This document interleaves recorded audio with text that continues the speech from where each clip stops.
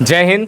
ज्ञान आश्रम में आप लोग का स्वागत है। हम लोग का अकाउंट्स का क्लास चल रहा था और जैसा कि हमने बोला था कि आज की वीडियो में हम लोग बात करेंगे साझेदार को न्यूनतम लाभ की गारंटी। ठीक है, तो आज हम लोग जो है साझेदार को न्यूनतम लाभ की गारंटी क्या होता है ये चीज़ समझेंगे, गारंटी कौन कौन देता है ये चीज़ समझेंगे, और साथ ही साथ हम ये भी देखेंगे कि एक न्यूमेरिकल क्वेश्चन के जरिए कि कैसे हम गारंटी वाला क्वेश्चन कर पाएंगे।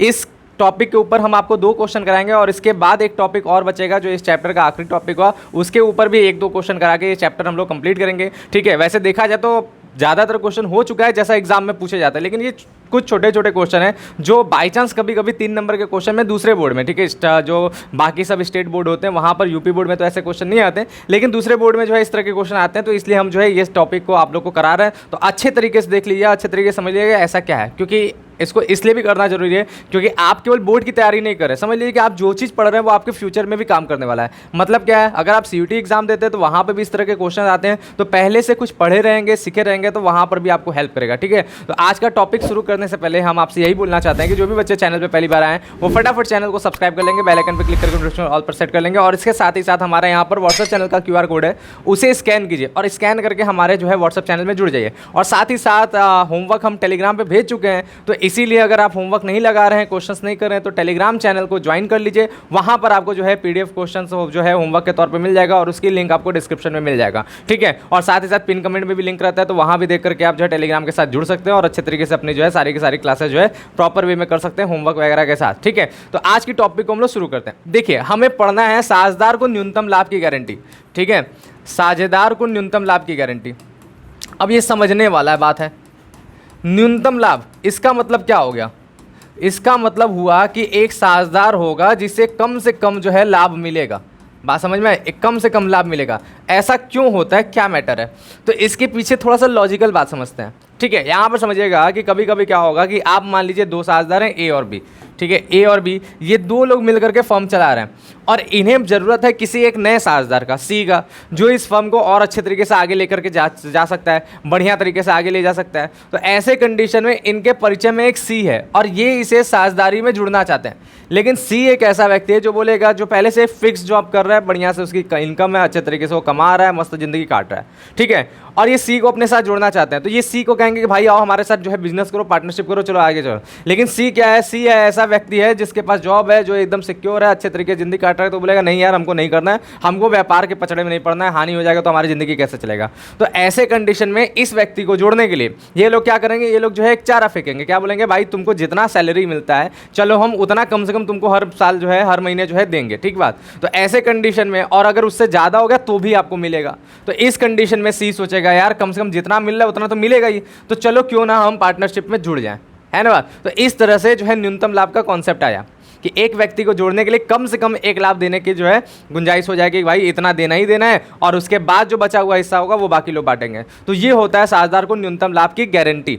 बात समझ में आया? कॉन्सेप्ट क्या है? ठीक है, अब इस गारंटी को कौन कैसे देता है इस चीज़ को समझिए। तो ये गारंटी 2 तरीके से दिया जाता है। एक क्या होता है, पहला जो गारंटी देने का तरीका क्या है, किसी साझेदार द्वारा गारंटी। ठीक है, किसी साझेदार द्वारा गारंटी। और दूसरा हमारा जो होता है वो होता है फर्म द्वारा गारंटी। ठीक है, दूसरा क्या होता है, फर्म द्वारा गारंटी। अब इन दोनों को समझिए, 2 तरीके का होता है। अब इसे एक एग्जाम्पल के जरिए समझिए। मान लीजिए क्या है कि 2 साझेदार थे, ठीक है, A और B। A और B 2 साझेदार थे और इन्होंने C को जो है एक पार्टनर के तौर पे जोड़ा और इसे न्यूनतम लाभ की गारंटी दी गई कि भाई तुम्हें 10,000 जो है कम से कम लाभ मिलेगा। ठीक है, कितना मिलेगा? कम से कम तुम्हें 10,000 लाभ मिलेगा। बात समझ में आया? और फिर क्या हुआ, फिर इन्होंने इनके फर्म का जो लाभ हुआ, ठीक है, इनके फर्म का लाभ हो गया कितना, इनके फर्म का लाभ हो गया 15,000। ठीक बात, इनके फर्म का लाभ 15,000 हो गया। और मान लीजिए इनका लाभ हानि अनुपात कैसा था, इनका लाभ हानि अनुपात बराबर बराबर था, यानी तीनों को जो है बराबर बराबर लाभ हानि मिलना था। ठीक है, इस प्रकार से था। बात क्लियर है? बराबर बराबर मिलना था। अब ऐसे कंडीशन में क्या हुआ, अगर इनको बांटा गया तो सबको क्या मिलेगा, सबको 1/3 लाभ मिलेगा, यानी सबको 1/3 मिलेगा, मतलब क्या होगा, 5-5 हज़ार लाभ सबको मिलेगा। बात समझ में आए? 5-5 हज़ार लाभ जो है सबको मिलेगा। यही अगर लाभ हानि अनुपात में बांटा जाए तो कम से कम इतना ही लाभ सबको मिल रहा है। अब ऐसे कंडीशन में C को किस तौर पे लाया गया था, C को बोला गया था भाई तुमको कम से कम जो है 10,000 मिलेगा, और मिल कितना रहा है उसको 5,000, तो बाकी 5,000 कैसे आएगा? ठीक है, तो इसका जो कमी हुआ 10,000 में से 5,000 घटा दिया तो कमी कितना हुआ, 5,000। ठीक है, ये कमी कितने का हुआ, 5,000 का, जिसे डेफिशिएंसी कहते हैं, कमी कहते हैं। ठीक है, अब इस 5,000 की कमी को जो पूरा करेगा उसी के द्वारा गारंटी होती है। जैसे अगर हम टॉपिक रखे हैं किसी साझेदार द्वारा गारंटी, ठीक है, तो किसी साझेदार द्वारा गारंटी, तो जब सी को फर्म में जोड़ा जाएगा तो इन दोनों में से ए और बी में से कोई व्यक्तिगत रूप से बोलेगा कि भाई तुम्हारी जो कमी होगी हम तुम्हारा पूरा करेंगे, हम गारंटी देते हैं, हम तुम्हारी गारंटी लेते हैं। तो ऐसी गारंटी को किसी साझेदार द्वारा गारंटी कहते हैं। जैसे इस पूरे के पूरे 5,000 को, ठीक है, इस पूरे के पूरे 5,000 को अगर ए ने गारंटी दे दिया है तो क्या होगा कि पूरा का पूरा लाभ, जो 5,000 की कमी है, पूरा का पूरा ए उसको पूरा करेगा। ठीक है, तो ऐसे कंडीशन में लाभ कैसे बटेगा, लाभ बटेगा ए का 0 हो जाएगा, क्योंकि 5,000 उसका लाभ था, इसने 5,000 उसको दे दिया, तो ए को 0 लाभ मिलेगा। बी को कितना मिलेगा, बी का 5,000 का 5,000 लाभ पूरा मिलेगा, और सी को कितना मिलेगा, सी को पूरा 10,000 मिल जाएगा। ठीक है, तो ये होगा किसी एक व्यक्ति द्वारा गारंटी। क्यों, क्योंकि ए ने गारंटी दिया तो ए ने पूरा का पूरा अपना लाभ, जो भी उसकी कमी था वो अपने लाभ में से पूरा कर दिया और पूरा लाभ उसके पास चला गया, हो गया बात। तो ये एक व्यक्ति द्वारा गारंटी हुआ। दूसरा तरीका क्या होता है, दूसरा होता है फर्म द्वारा गारंटी। ठीक है, फर्म द्वारा गारंटी बोलिए, सभी साझेदारों द्वारा गारंटी, ऐसे बोल सकते हैं। तो ऐसे कंडीशन में क्या होगा, यही सेम एग्जांपल लेके चलते हैं। एक व्यक्ति द्वारा समझ में आया, एक साझेदार द्वारा, कि किसी एक ने पकड़ा। अब फर्म द्वारा गारंटी में क्या होगा कि इस पूरे के पूरे फर्म एक साथ जो है, मतलब जितने लोग हैं बाकी सभी गारंटी लेते हैं। यानी उस कंडीशन में ये कमी जो होगा 5,000 वाला, ठीक है, इसी एग्जांपल के हिसाब से समझिएगा, इस 5,000 की कमी को कौन पूरा करेगा, फर्म की गारंटी है, तो इस 5,000 की कमी को ए और बी दोनों मिल करके पूरा करेंगे। बात समझ में आया, कौन पूरा करेगा, ए और बी दोनों मिल करके पूरा करेंगे। और जब ए और बी दोनों मिल करके पूरा करेंगे तो किस अनुपात में पूरा करेंगे, तो जो अनुपात उनका है, यानी कितना, 1:1, यानी आधा आधा। ए और बी जो है इस कमी को कैसे पूरा करेंगे, आधा आधा। तो ऐसे कंडीशन में ए को जो 5,000 मिल रहा था, ठीक है, 5,000 उसका लाभ में हिस्सा था ना, सबको 5,000 था, उसमें से कमी का 5,000 का वो कितना पूरा कर रहा है, आधा कर रहा है। तो इसमें से इसका आधा यानी 2,500 जो है ये गारंटी दे रहे, तो इसका बचा हुआ लाभ कितना हो गया, 2,500 इसका बचा हुआ लाभ है, क्योंकि इसने अपना 2,500 किसको उठा के दे दिया, सी को उठा दिया।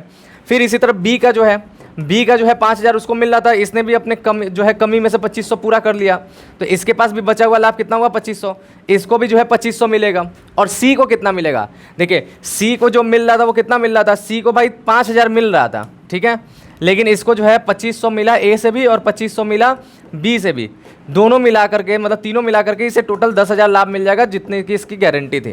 तो इस तरीके से नया लाभ हानि कैसे बटा, 2,500 2,500 10,000। बात समझ में आए, तो ये फर्म द्वारा गारंटी है। फर्म द्वारा गारंटी में क्या होता है, सब कोई मिल करके गारंटी पूरा करता है। और किसी एक साझेदार द्वारा गारंटी में क्या होता है, व्यक्तिगत रूप से गारंटी को पूरा किया जाता है। बात क्लियर है, टॉपिक समझ में आया। तो अब इसी टॉपिक के ऊपर एक जो है क्वेश्चन लेकर के चलते हैं, बढ़िया से देखते हैं कैसा क्वेश्चन होगा। अब देखिए आपके सामने यहाँ पे क्वेश्चन लग गया, सभी लोग इस क्वेश्चन को पढ़ें और देखें क्या क्या इसमें बोला और किस तरह से इसमें सॉल्व होगा। तरीका वही है, कॉन्सेप्ट वही, उसी तरीके से क्वेश्चन सॉल्व भी हो जाएगा। तो देखिए यहाँ पर क्या लिखा है, लिखा है यहाँ पर कि ए और बी, ठीक है, ए और बी और सी 1 अप्रैल 2020 को लाभों तथा हानियों को 4:3 के अनुपात में जो है 4:3 के अनुपात में बांटने हेतु साझेदार में सम्मिलित हुए। साझेदार में सम्मिलित हुए हैं तो तीनों का जो अनुपात है 4:3:3, इस तरह से सम्मिलित हुए हैं। उसके आगे क्या बोला, जबकि ए, ठीक है, जबकि ए ने व्यक्तिगत रूप से यह गारंटी दी कि 5% वार्षिक की दर से पूंजी पर ब्याज लगाने के बाद सी का लाभ का हिस्सा किसी भी वर्ष 40,000 से कम नहीं होगा। ठीक बात, अब इस बात को समझिएगा, गारंटी कौन दिया, तो गारंटी दिया ए, ठीक है, ए द्वारा गारंटी दिया गया। बात समझ में आया, ए द्वारा गारंटी दिया गया। तो ये कैसी गारंटी है, व्यक्तिगत रूप से गारंटी, किसी साझेदार द्वारा गारंटी। गारंटी किसको मिला, तो गारंटी मिला सी को, कितने का, 40,000 लाभ की गारंटी, ठीक है, सी को जो है गारंटी मिला कितने का, 40,000 न्यूनतम लाभ की गारंटी हो गया। बात क्लियर है, समझ में आया, ये बात क्लियर हो गया ऐसे कंडीशन में। और बी से इसको कोई लेना देना नहीं है आगे। फिर आगे क्या बताया है, विनियोजित पूंजी थी, ए का जो है 3 लाख विनियोजित पूंजी, बी का 2 लाख तथा सी का 1.5 लाख है। 31 मार्च 2021 को समाप्त हुए वर्ष का लाभ 1,60,000 रुपये था, और 31 मार्च 2021 को समाप्त हुए वर्ष का लाभ भी दे दिया 1,60,000 रुपये, ठीक है, ये लाभ दे दिया है। ठीक बात, तो हमें अब क्या बनाना है, तो जाहिर सी बात है लाभ का विनियोजन करना है, तो हमें जो है लाभ हानि विनियोजन खाता बनाना है। ठीक बात, क्लियर है। अब देखिए इसमें लाभ हानि विनियोजन खाता कैसे बनेगा। लाभ हानि नियोजन खाता जो है, जिसको विनियोजन खाता भी कहते हैं, एनपीएल एप्रोप्रिएशन अकाउंट, जैसे बनता है वैसे ही बनेगा। बस लाभ का बंटवारा करते समय, जो लास्ट में हम लोग रेशियो में लाभ बांट देते थे ना, उसको बंटवारा करते समय यही गारंटी वाला कॉन्सेप्ट हमें लेकर के चलना पड़ेगा। तो चलिए इस क्वेश्चन को सॉल्व करके दिखाते हैं। देखिए हम लोग सबसे पहले क्या बनाएंगे, फॉर्मेट बनाएंगे। फॉर्मेट बनेगा profit and loss appropriation account, ठीक है, appropriation account for the year ended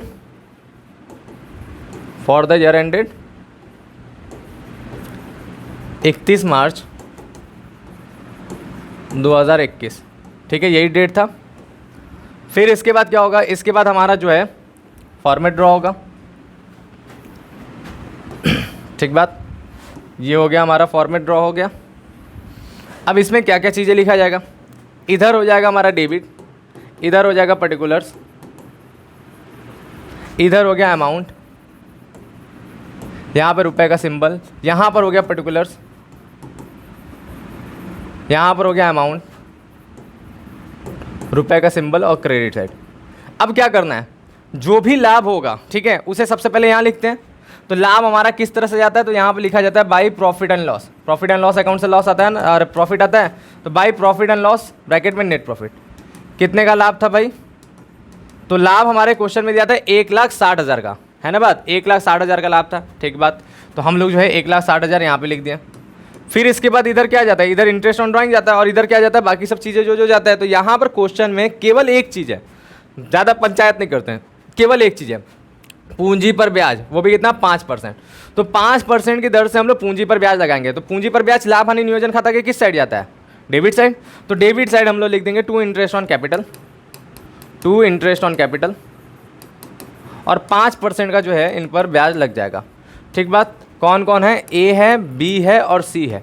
तो 5% लगेगा, तो कितना कितने का 5% है, सबसे पहला हमारा जो है 3 लाख का, तो 5 15, 2 लाख का, तो 5 दूना 10, और 1.5 लाख का, तो 15 पूरे 75। ठीक है, तो कितना हो गया 15, 10 और 75, 15, 10, 75। यहाँ पर हो गया 15,000, यहाँ पर हो गया 10,000, और यहाँ पर हो गया 7500। ठीक बात, तो ये बात हो गया। हम इनको टोटल कर देंगे तो कितना हो जाएगा 500। फिर इधर कितना हो जाएगा, 7 5 12 का 2, हासिल लगा 1, और 1 1 2 1 3, 32,500 यहाँ पर क्या हुआ, इंटरेस्ट ऑन कैपिटल हो गया। अब हम लोग क्या करेंगे, बैलेंस निकाल कर लाभ का बंटवारा करेंगे, जैसे होता है पीएल एप्रोप्रिएशन, आपको पता ही है।